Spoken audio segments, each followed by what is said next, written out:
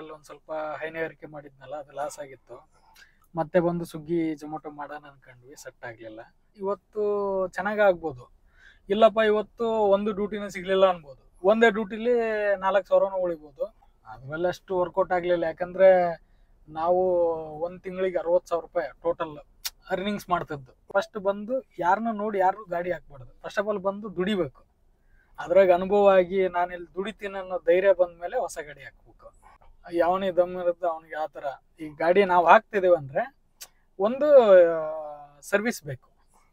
ಏನಾಗಲಿ ಮುಂದೆ ಸಾಗುನಿ. ನಮಸ್ತೆ ಸ್ನೇಹಿತರೆ, ನಾನು ಗಜಾನಂದ್. ಮತ್ತೊಂದು ವಿಡಿಯೋಗೆ ನಿಮ್ಗೆಲ್ಲ ಸ್ವಾಗತ. ಇವತ್ತೇನು ಅಂದ್ರೆ ಒಬ್ಬ ಕ್ಯಾಬ್ ಡ್ರೈವರು ಅವ್ರು ಏನನ್ನ ಕನಸುಗಳನ್ನ ಕಟ್ಕೊಂಡು ಬೆಂಗಳೂರಿಗೆ ಬಂದಿರ್ತಾರೆ, ಯಾವ ರೀತಿ ದುಡಿತಾರೆ, ಅದೇ ರೀತಿ ಅರ್ನಿಂಗ್ ಯಾವ ರೀತಿ ಮಾಡ್ತಾರೆ, ಮತ್ತೆ ಅವ್ರ ಜೀವನದಲ್ಲಿ ಏನೇನೆಲ್ಲ ಕಷ್ಟಗಳಾಗಿರುತ್ತೆ, ಅದೇ ರೀತಿ ಸುಖಗಳಾಗಿರುತ್ತೆ, ಏನೆಲ್ಲ ಆಗಿರುತ್ತೆ ಅಂತ ಹೇಳ್ಬಿಟ್ಟು ಅವರಿಂದನೇ ಕೇಳೋಣ. ನಾಗರಾಜ್ ಅವ್ರು ನಮ್ಮ ಜೊತೆ ಇದ್ದಾರೆ. ಹೇಗಿದ್ದೀರಾ? ಚೆನ್ನಾಗಿದ್ದೀರಾ? ನನ್ನ ಹೆಸರು ಹಾವೇರಿ ನಾಗರಾಜ್ ಅಂತ. ನಾನೊಬ್ಬ ಕ್ಯಾಬ್ ಡ್ರೈವರು. ಇವಾಗ ಸ್ವಿಫ್ಟ್ ಡಿಸೈರ್ ಕ್ಯಾಬ್ ಓಡಿಸ್ತಾ ಇದ್ದೀನಿ. ನಾವಿರೋದು ಹೊಸಕೆರೆಯಲ್ಲಿ. ಬ್ರೋ, ಬೆಂಗಳೂರು ಬಂದು ಎಷ್ಟು ದಿನ ಆಯ್ತು ನೀವು? ಈ ಪ್ರೆಸೆಂಟ್ ಬಂದ್ಬಿಟ್ಟು ಒಂದು 1.5 ವರ್ಷ ಆಯ್ತು. ಫಸ್ಟ್ ಇಂದಾನೆ ಇದ್ವಿ, ಮೊದ್ಲಿಗೆ ಒಂದು 3-4 ವರ್ಷ ಇದ್ವಿ. ಮತ್ತೆ ಕೊರೋನಾ ಬರತ್ಲೆ ಹೋಗಿ ಮತ್ತೆ ರಿಟರ್ನ್ ಇವಾಗ ಬಂದಿದ್ದೀವಿ. ಓಕೆ, ಇವಾಗ ನೀವು ಕ್ಯಾಬ್ ಓಡಿಸ್ತಾ ಇದ್ದೀರಾ? ಕ್ಯಾಬ್ ಓಡಿಸ್ತಾ ಇದ್ದೀನಿ. ಓಕೆ, ನೀವು ಫಸ್ಟ್ ಬೆಂಗಳೂರಿಗೆ ಬಂದಾಗ ಏನ್ ಅನ್ಕೊಂಡ್ ಬಂದಿದ್ರಿ ನೀವು?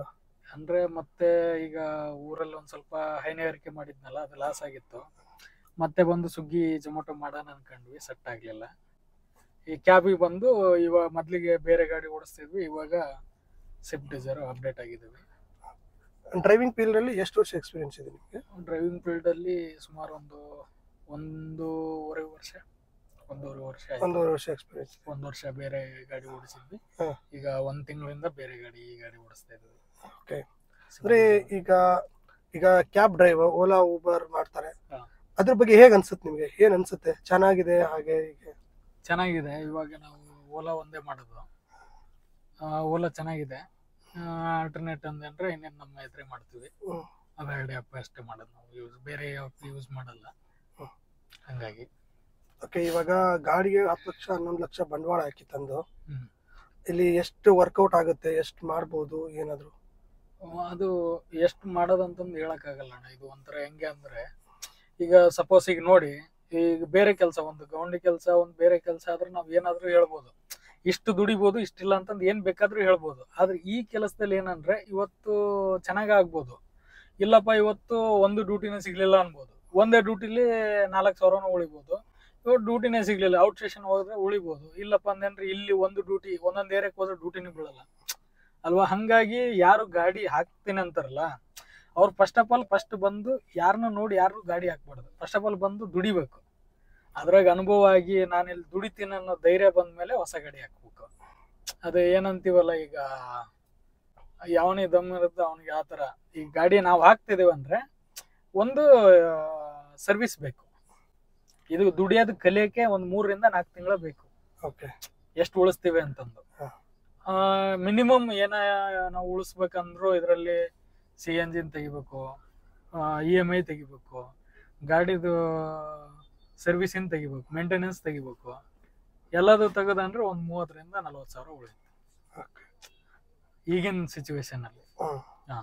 ಈಗ ಒಬ್ರು ಹೊಸ ಗಾಡಿ ಹಾಕ್ತಾ ಇರ್ತಾರೆ, ಇಲ್ಲಾಂದ್ರೆ ಬೇರೆಯವ್ರನ್ನ ನೋಡ್ಬಿಟ್ಟು ಗಾಡಿ ಹಾಕ್ತಾರೆ. ಹೌದೇ? ಅವ್ರಿಗೆ ಏನ್ ಹೇಳ್ತೀರಾ? ಅದು ತಪ್ಪು. ಬೇರೆಯವ್ರ ನೋಡಿ ಗಾಡಿ ಹಾಕ್ಬೇಡಿ, ಯಾಕಂದ್ರೆ ಗೆದ್ದವ ಮಾತ್ರ ಕಾಣಿಸ್ಕೊಂತಾನೆ. ಈಗ 100% ಅವನಿಗೆ ಮಾಡೋ ಕೆಪಾಸಿಟಿ ಇದ್ರೆ ಮಾತ್ರ ಸ್ಕ್ರೀನ್ ಮೇಲೆ ಕಾಣಿಸ್ಕೊಂತಾನೆ, ಇಲ್ಲ 4 ಜನರ ಮಧ್ಯೆ ಇರ್ತಾನೆ. ಸೋತವರು ಸಿಕ್ಕಾಪಟ್ಟೆ ಜನ ಇರ್ತಾರೆ. ಹಾಗಾಗಿ ನಾವೇನ್ ಮಾಡ್ಬೇಕಂದ್ರೆ ಫಸ್ಟ್ ಎಕ್ಸ್ಪೀರಿಯನ್ಸ್ ಅಂತ ತಗೋಬೇಕು. ಅಂದ್ರೆ ಬೇರೆ ಗಾಡಿ ಯಾರ್ದಾರ ಗಾಡಿ ತಗೊಂಡು 1-2 ತಿಂಗಳ ಟ್ರೈ ಮಾಡ್ಬೇಕು.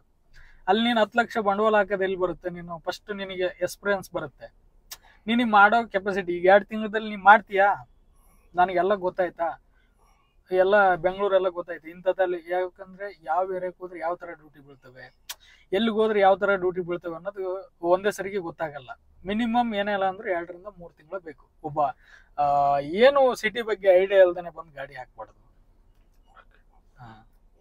ನೀವು ಬೆಂಗಳೂರಿಗೆ ಅಂದ್ರೆ ಕ್ಯಾಬ್ ಓಡಿಸ್ಬೇಕು ಅಂತಾನೆ ಬಂದಿದ್ದ ಯಾವ ರೀತಿ?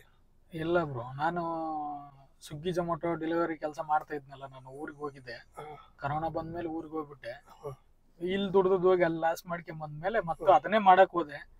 ಅದ್ಮೇಲೆ ಅಷ್ಟು ವರ್ಕೌಟ್ ಆಗ್ಲಿಲ್ಲ. ಯಾಕಂದ್ರೆ ನಾವು ಒಂದ್ ತಿಂಗಳಿಗೆ 60,000 ರೂಪಾಯಿ ಟೋಟಲ್ ಅರ್ನಿಂಗ್ಸ್ ಮಾಡ್ತಿದ್ದು.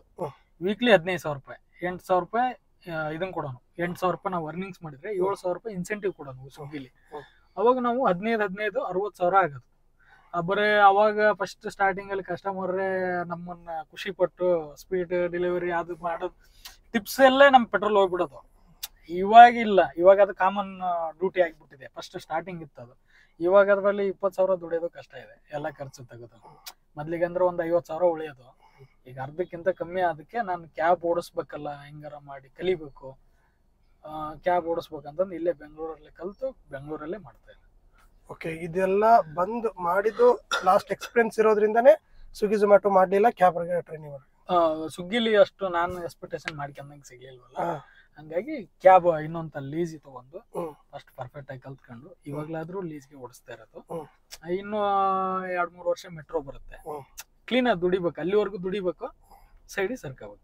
ಬಯಸುತ್ತಿಲ್ಲ ಸಿಗದು ಬಾಳಲಿ